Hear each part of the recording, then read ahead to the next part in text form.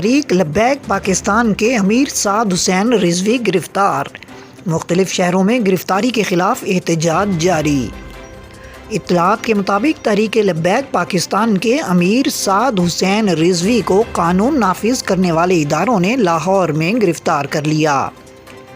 سعد حسین رضوی کو ان کی رہائش گاہ کے قریب ہی تحریک لبیک کے رہنما کی نماز جنازہ کے بعد گرفتار کیا گیا۔ واضح رہے کہ تحریک لبیک نے حکومت کو فرانسیسی سفیر کو ملک بدر کرنے کے لیے 20 اپریل تک کا وقت دیا تھا اور ایسا نہ کرنے کی صورت میں ملک گیر مظاہروں اور احتجاج کرنے کا اعلان کیا تھا۔ ذرائع کا کہنا ہے کہ تحریک لبیک کی جانب سے ممکنہ مظاہروں کو مد نظر رکھتے ہوئے امن و امان کی صورتحال برقرار رکھنے کے لیے سعید رضوی کو گرفتار کیا گیا ہے۔ تحریک لبیک کے رہنما کے مطابق حکومت 20 اپریل کو فرانسیسی سفیر کو ملک بدر کرنے کے وعدے سے انحراف کر گئی ہے اور سعد حسین رضوی کو گرفتار کر لیا ہے۔ خالد ایوان کے مطابق ابھی تک پولیس نے وضاحت نہیں کی کہ سعد رضوی کو کس جرم میں گرفتار کیا گیا۔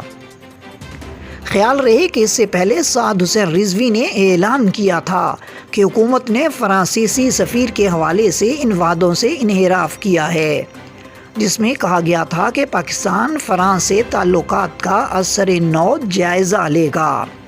انہوں نے 20 اپریل کو اسلام آباد کی طرف مارچ کی کال بھی دی تھی۔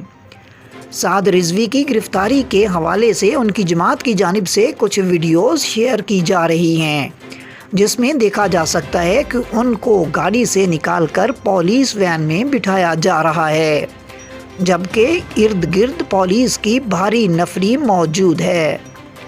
واضح رہے کہ سعد رضوی تحریک لبیک پاکستان کے سابق سربراہ خادم حسین رضوی کے صاحبزادے ہیں اور اس وقت تحریک لبیک پاکستان کے سربراہ ہیں۔ ان کی گرفتاری کے بعد لاہور سمیت پنجاب کے مختلف شہروں میں تحریک لبیک پاکستان کے کارکنان احتجاج کر رہے ہیں اور انہوں نے کئی شاہراہیں بند کر دی ہیں۔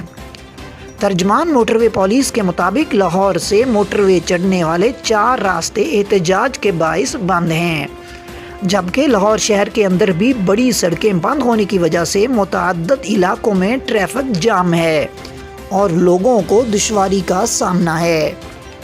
دوسری جانب لاہور کے علاوہ کراچی اور ملک کے دیگر شہروں میں بھی سعد رضوی کی گرفتاری کے خلاف مظاہرے اور دھرنے شروع ہو گئے ہیں۔ خیال رہے کہ حکومت کی جانب سے مطالبات کی عدم منظوری اور معاہدے پر عمل درآمد نہ کیے جانے پر تحریک لبیک نے 20 اپریل کو ملک گیر مظاہروں کا اعلان کیا تھا۔